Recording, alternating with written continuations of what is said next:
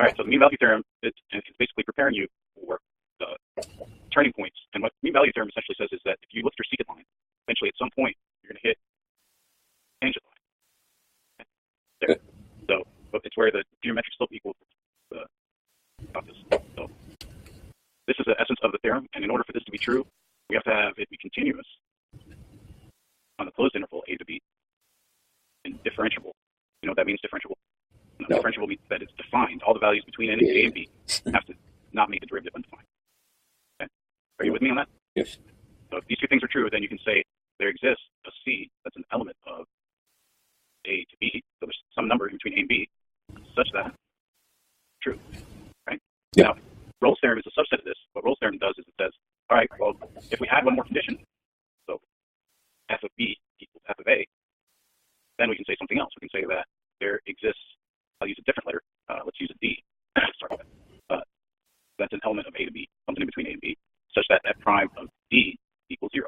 Now let's think about that for a second. F of b equals f of a, what does that mean? F of b equals f of a? That they're the same? Yeah, but what is they? What are these things? Functions.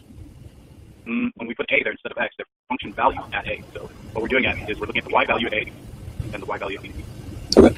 Okay. So as a result, what we're seeing here is that we have either this scenario going on, where there's a turning point doing this, or there's this scenario going on. Because the slope of 0 is a horizontal slope. Okay. So basically, what we're trying to tell you is the only way we can have these y values equal to each other is if we had that 0 slope, we had that turning point, whether it's that way or this way. That makes sense? Okay. Yeah. All right. So to actually apply the theorems, you've got to just be able to do your derivatives. So I said apply MBT to f of x equals x squared between 1 and 2. Actually, no, let's do 1 and 4. What would you do? Well, you would start out by saying, is this function continuous? Yes. And we use closed bracket because it's continuity. We know that because it's the parabola, right? X squared. And then we look at the derivative. F prime of x equals what? 2x.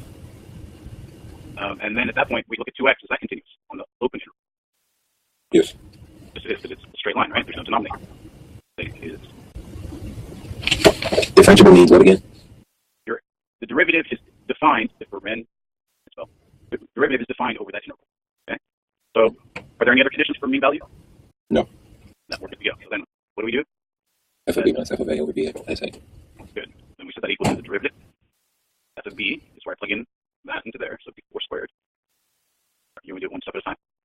Yeah, how do you know what f of a is and what f of b is? Well, anytime you see f of 4, for instance, right, this is your a, this is your b. If you see f of 4, that means plug in everywhere you see an x of 4. Okay. So that would be equal to 4 squared minus 1 squared over 3.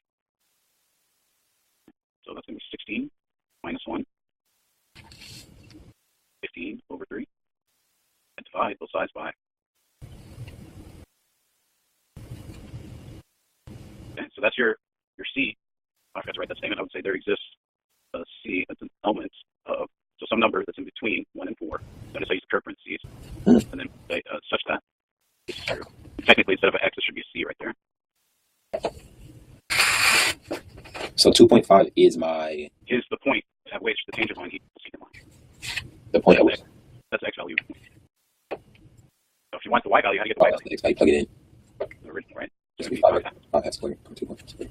The actual point would be 5 halves. 25. Okay? Any questions? And that point is...